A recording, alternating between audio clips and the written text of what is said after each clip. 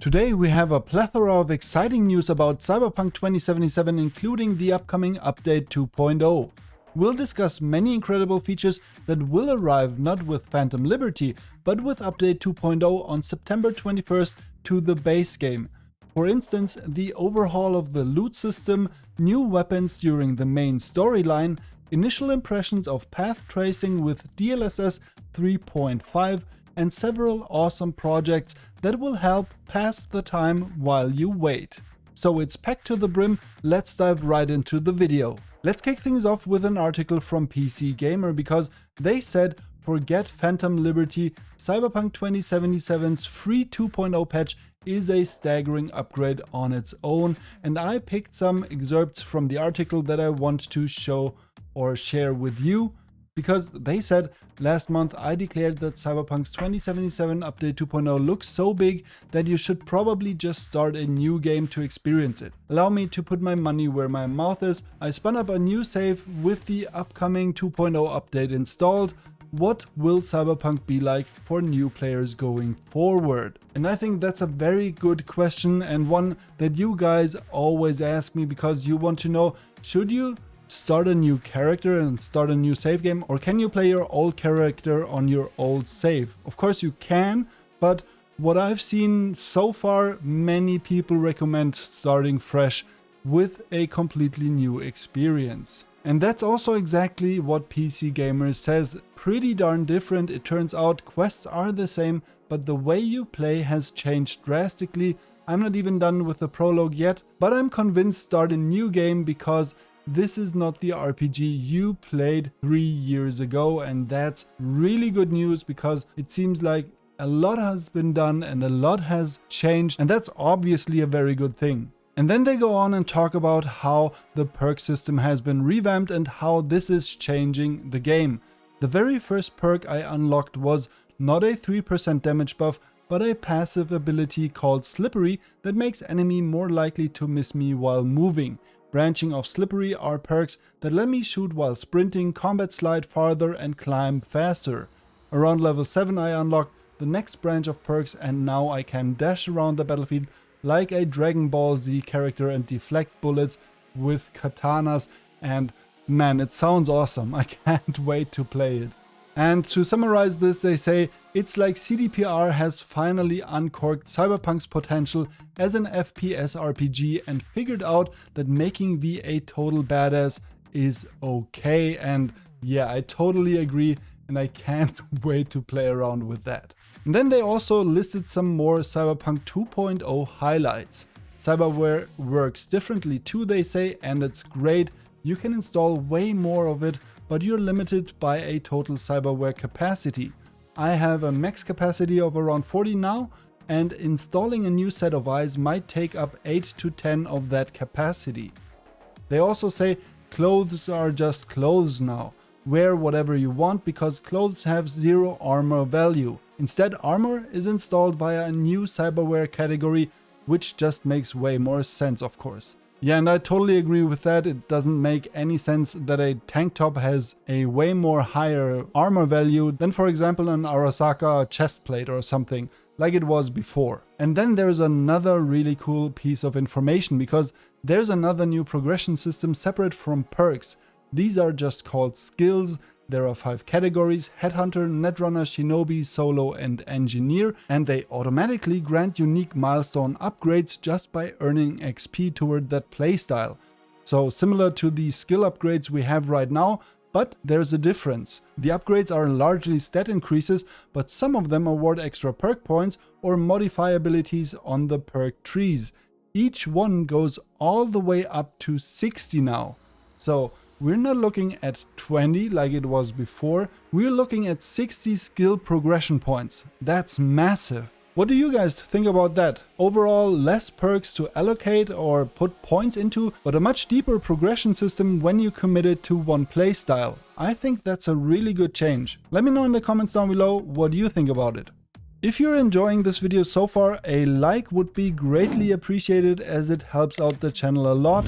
And if you want to stay up to date on all things Cyberpunk and get all the latest news and guide videos for Cyberpunk, go ahead and subscribe to the channel and activate the bell notification to never miss a new video. But now let's dive into our next topic. Alright, next we've got to talk about an article from Push Square because they also had an hands-on with Cyberpunk's 2.0 update, and that's what they've got to say about it. Update 2.0 is an outstanding, game-changing overhaul. And yeah, that sounds good.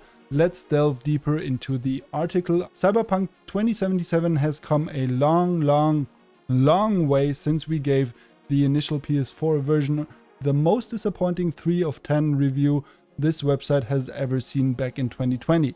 We'd go as far to say it's been a great game since its release on PS5, and now, having spent over 50 hours with the title's highly anticipated 2.0 update, we're confident in calling it an excellent open world experience. This really is a game-changing patch that significantly improves Cyberpunk 2077 as a whole.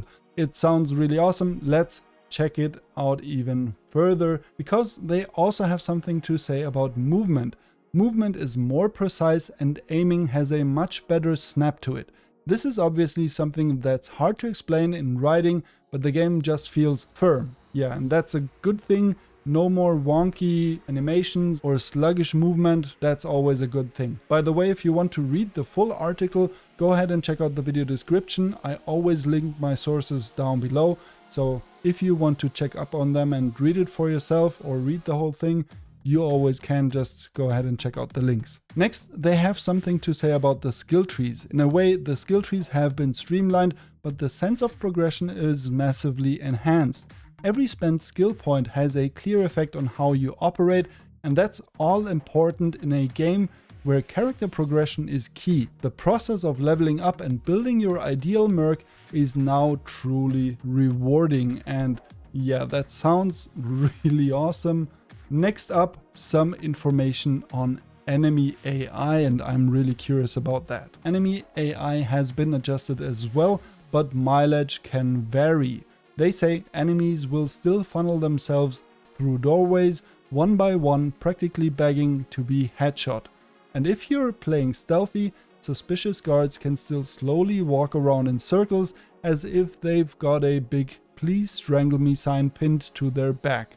But overall, we're looking at a win for Cyberpunk 2077's AI, and the improvements appear to cover non-hostile NPCs as well, who are now much more reactive to violence and nearby gunfights, and yeah, that's really great. It's good that they improved that. Next, we've got some cool information on the role-playing aspect here. Does that mean that Update 2.0 has made Cyberpunk 2077 less of an RPG? Well, maybe, they say. The game does have more of an open world action feel to it now, but again, the focus on genuinely impactful abilities strengthens concepts like unique character builds, and that's a very positive RPG perspective. So streamlining everything does mean it takes away a bit, but it also directs the focus more on the RPG elements of building your perfect mercenary. Moving on, let's talk about loot. Glorious loot. Yeah, we're all here for the loot, so let's see what they have to say about that. 2.0 makes it so loot is much more meaningful. Foes still drop their weapons, but most are now classed as broken junk items with no stats that can be equipped, which immediately solves the game's severe case of loot crap. And yeah, that's perfect, because as you might know, when you kill a bunch of people, there's a ton of loot on the ground and you have to check everything and everything weighs you down. Now most of the stuff is just broken junk and you can collect it and then sell it at the next vendor. This is perfect. Now they have something to say about the revamped UI. Speaking of UI, 2.0 features a near total overhaul of numerous in-game menus, contributing to a game that finally feels polished, impressively so at times. Glad to hear that all the improvements and changes make Cyberpunk feel like a very polished game. And like we always tend to say, that is probably the state in which the game should have been released back in 2020. Now let's check out some more interesting stuff. They have some bullet points at the end of the article where they list some very interesting things because they think there's more traffic on the roads of Night City, which could have something to do with the implementation of car combat and NPC AI improvements. Some important character models have been improved with better facial details, Johnny Silverhand in particular. This is really great. And now my favorite, key boss fights have been adjusted to make them more unique and potentially challenging. Yeah, Adam Smasher, looking at you, that would be really awesome if those key moments during the story campaign where you face a big enemy and have a boss fight, when those are really challenging and have cool mechanics, those are some of the best moments during Cyberpunk's campaign, and yeah, any improvement is welcomed. Also, they say they found a few new weapons scattered about in main missions and stumbled across a couple of iconic weapons they hadn't seen before. Any additional content to the main campaign can make your next playthrough really interesting. Next, we've got a large number of persistent bugs appear to have been fixed, including clipping and animation issues with some characters during story scenes. Really good. Your equipped healing item is now infinite, but operates on a cooldown and can be upgraded. Grenades are also infinite, but also have a cooldown. And also, they noticed a lot of new clothing items in many more colors than before, and there's a lot of new cyberware which better represents the type of character build you're going for. Also, Max Tech has been given a visual overhaul. Wow, that's a lot of stuff to take in and a lot of cool information and a lot of content and improvements coming not with Phantom Liberty, but with Update 2.0 alone for everybody. That's awesome. Now let's head over to Twitter and check out some of the early impressions on Update 2.0 and its graphical quality, because Paris, of course, is already playing and he has something to say about this update. One thing I can say about Cyberpunk 2077 2.0 is that on PC with path tracing enabled, exploring Night City is a visual showcase. An already visually impressive game got even better. Can't wait to talk more soon. That sounds absolutely awesome. Let's keep on talking about graphics a little bit more, because I found another post on Twitter which I wanted to share with you, because there is someone playing Cyberpunk 2077 in VR with ray traced reflections on a 4090. And yeah, this looks absolutely crazy. It looks really cool, but it looks absolutely astonishing, and I don't know, I think the immersion is on another level because it looks so good. Have some of you already played Cyberpunk on VR? Or do you own a VR headset and would like to play Cyberpunk on VR? Let me know in the comments, I'm really curious. But to me, this looks really cool and very impressive.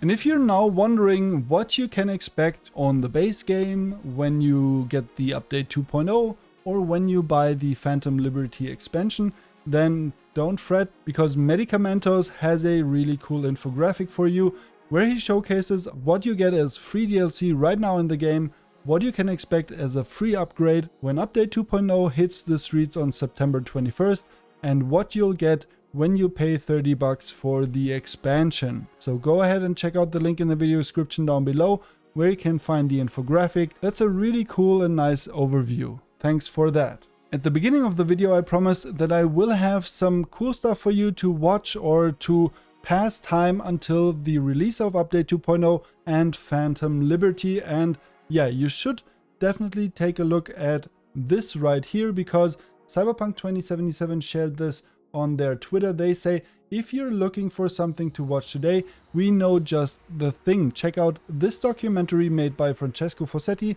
and MDK7, which will give you a glimpse into the development of Cyberpunk 2077 and Phantom Liberty. And of course, they go about all the mistakes, hard times, and the will for redemption, but also a look at the human side of game dev and the people behind a AAA title.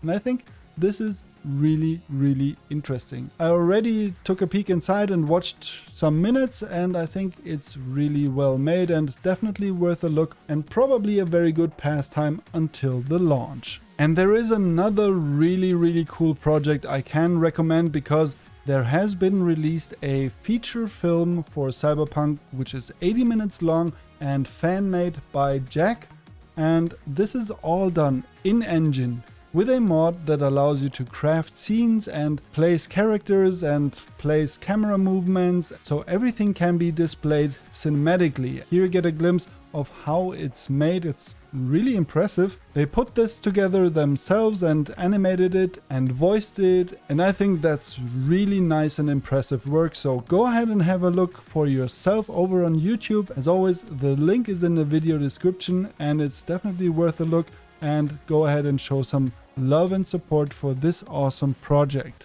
And that's it for the video. Thanks for watching. If you enjoyed it, please give it a thumbs up as it helps out the channel a lot. And meanwhile, I wish you all an awesome day and I'll catch you in the next one.